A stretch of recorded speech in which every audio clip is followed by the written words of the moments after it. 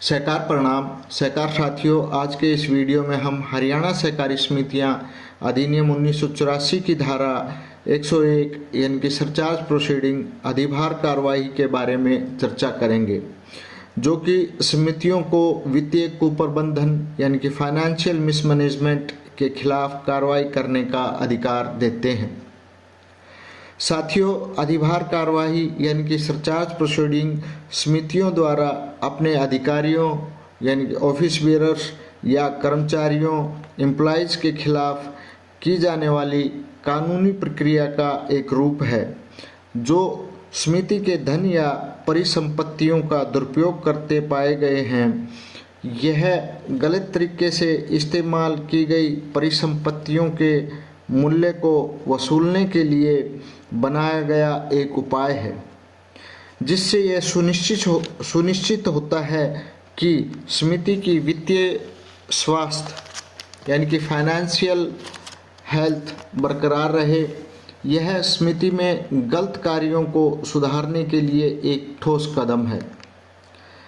साथियों, जैसा कि आपको जानकारी है कि सहकारी समितियां पारस्परिक सहायता और लोकतांत्रिक प्रबंधन यानी कि डेमोक्रेटिक मैनेजमेंट के सिद्धांतों पर बनी हैं। निर्णय लेने की प्रक्रिया में सदस्यों की सक्रिय भागीदारी के साथ यह महत्वपूर्ण है कि सदस्यों का विश्वास व समिति की विश्वसनीयता बनाए रखने के लिए वित्तीय जवाबदेही की एक मजबूत प्रणाली मौजूद हो। सरचार्ज प्रोसीडिंग एक व्यापक ढांचे का हिस्सा है, जो यह सुनिश्चित करती है कि समिति के संसाधनों को सौंपे गए व्यक्तियों को वित्तीय प्रबंधन के उच्चतम मानकों यानी कि हाईएस्ट स्टैंडर्ड पर रखा जाए। सहकार साथियों, सरचार्ज प्रोसीडिंग यानी कि अधिभार कार्रवाई शुरू करने से पहले वित्तीय कुप्रबंधन का सबूत होना चाहिए। इसमें अनधिकृत व्यय यानी कि अनऑथराइज्ड एक्सपेंडिचर्स, धोखाधड़ी वाली गतिविधियां, लापरवाही जिसके परिणाम स्वरूप नुकसान हुआ हो या किसी भी तरह का दुरुपयोग शामिल हो सकता है। यह केवल समिति के खातों में विसंगति की पहचान करने के बारे में नहीं है, यह चूक के लिए जिम्मेदार लोगों तक सबूतों का पता लगाने के बारे में है। साथियों, अधिभार कार्रवाई यानी कि सरचार्ज प्रोसीडिंग एक संरचित प्रक्रिया यानी कि स्ट्रक्चर्ड प्रोसेस है, जिसमें आमतौर पर कई मुख्य चरण शामिल होते हैं, जैसे कि नंबर 1 जांच, कुप्रबंधन यानी कि मिसमैनेजमेंट के साक्ष्य जुटाने के लिए गहन जांच की जाती है। नंबर 2 कारण बताओ नोटिस जारी करना, कुप्रबंधन के संदिग्ध अधिकारियों या कर्मचारियों को विसंगतियों के बारे में स्पष्टीकरण देने के लिए नोटिस जारी किया जाता है। नंबर 3 उत्तर, आरोपी पक्ष आरोपों के विरुद्ध अपना बचाव प्रस्तुत करते हैं। नंबर 4 निर्णय, उपलब्ध कराए गए साक्ष्य व प्रतिक्रियाओं के आधार पर निर्णय लिया जाता है। नंबर 5 वसूली यानी कि रिकवरी,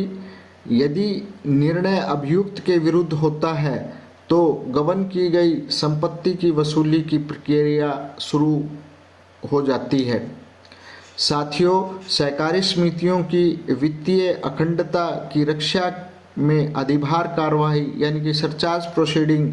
एक महत्वपूर्ण भूमिका निभाती है। वित्तीय कुप्रबंधन के लिए व्यक्तियों को जवाबदेह ठहराकर ये कार्रवाई सहकारी आंदोलन के लिए आवश्यक विश्वास को बनाए रखने के लिए मदद करती है। यह समिति के सभी सदस्यों व अधिकारियों के लिए एक स्पष्ट संदेश है कि वित्तीय जिम्मेदारी की अपेक्षा ही नहीं की जाती, बल्कि इसे लागू भी किया जाता है। साथियों, अब हम हरियाणा सहकारी समितियां अधिनियम 1984 की धारा 101 सरचार्ज के बारे में जानकारी प्राप्त करते हैं, जो कि हमें बताती है कि सरचार्ज पार्ट 1 यानी कि भाग 1 यानी कि अधिनियम की धारा 101 का भाग 1 हमें बताता है कि if it comes to the notice of the registrar that any person who is or was interested with the organization or management of a cooperative society or who is or has at any time been a member of the committee, officer or an employee of the society had made any payment contrary to this act, the rule or bylaws, or has caused any deficiency in the assets of the society by misconduct or willful negligence, or has misappropriated or fraudulently retained any money or other property belonging to the society, or has caused losses or depleted profits of the society, ignoring diligence of ordinary man of prudence, or by acting against the interest of the society, the registrar may, of his own motion or on the application of the committee, liquidator, or any creditor, inquire himself or direct any person authorized by him by an order in writing in this behalf to inquire into the conduct of such person। अधिनियम की धारा 101 का भाग 2 हमें बताता है कि where an inquiry is made under subsection 1, the registrar may, after giving the person concerned an opportunity of being heard, make an order in writing requiring him to repay or restore the money or property or any part thereof with interest at such rate, or to pay contribution and cost of compensation to such extent as the registrar may consider just and equitable, provided that no surcharge proceedings shall be initiated under this section in respect of any act or omissions in respect of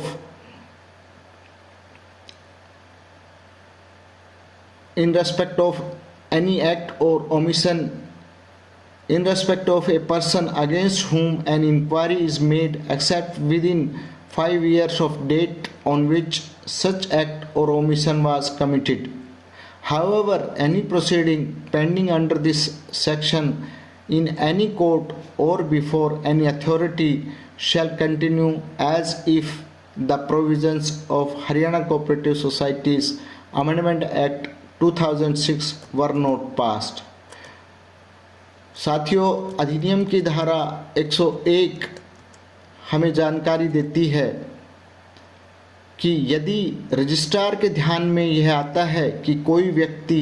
जो किसी सहकारी समिति का संगठन या प्रबंधन है या सौंपा गया था, या जो किसी समय समिति का सदस्य है या रहा है, अधिकारी या समिति का कर्मचारी है, ने इस अधिनियम नियमों व उपनियमों के विपरीत कोई भुगतान किया है, या कदाचार या जानबूझकर लापरवाही से समिति की संपत्ति में कोई कमी की है, या सोसाइटी से संबंधित किसी धन या अन्य संपत्ति का दुरुपयोग किया है, या धोखाधड़ी से अपने पास रखा है या रखा था, सामान्य विवेकशील व्यक्ति के परिश्रम की अनदेखी करके या सोसाइटी के हित के विरुद्ध कार्य करके समिति को नुकसान हुआ है या लाभ कम हुआ है, तो रजिस्ट्रार स्वयं या समिति परिसमापक यानी कि लिक्विडेटर या किसी लेनदार के आवेदन पर स्वयं जांच कर सकता है, या इस संबंध में लिखित आदेश द्वारा उसे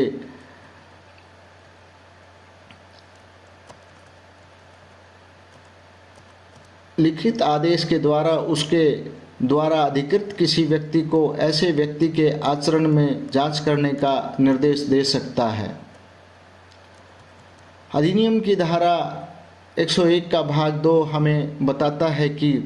जहां उपधारा 1 के तहत कोई कार्रवाई की जाती है, रजिस्ट्रार संबंधित व्यक्ति को सुनवाई का अवसर देने के बाद लिखित रूप से एक आदेश दे सकता है जिससे उससे पैसे या संपत्ति या उसके किसी भी हिस्से को ऐसी दर पर ब्याज के साथ चुकाने या बहाल करने की आवश्यकता होगी या उस सीमा तक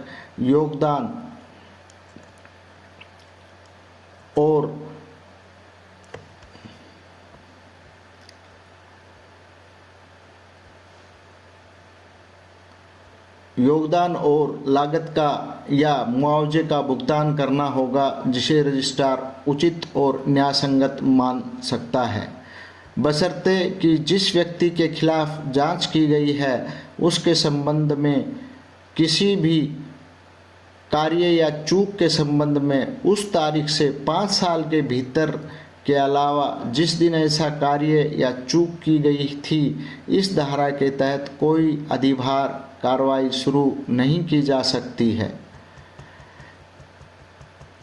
हालांकि इस धारा के तहत किसी अदालत में या किसी प्राधिकारी के समक्ष लंबित कोई कार्रवाई ऐसे ही जारी रहेगी जैसे कि हरियाणा सहकारी समितियां संशोधन अधिनियम 2006 के प्रावधान में पारित नहीं किए गए थे। यानी कि अगर हरियाणा सहकारी समितियां अधिनियम संशोधन 2006 के पारित करने से पहले कोई कार्रवाई किसी भी न्यायालय, अदालत में या किसी भी सक्षम प्राधिकारी के समक्ष लंबित है तो वह कार्रवाई उसी प्रकार चालू रहेगी। साथियों, आगे हम हरियाणा सहकारी समितियां 1984 के बारे में चर्चा जारी रखेंगे। आप हमसे जुड़े रहें, वीडियो को लाइक करें, कमेंट करें तथा चैनल को सब्सक्राइब करना और शेयर करना ना भूलें। धन्यवाद। जय हिंद, जय सहकार।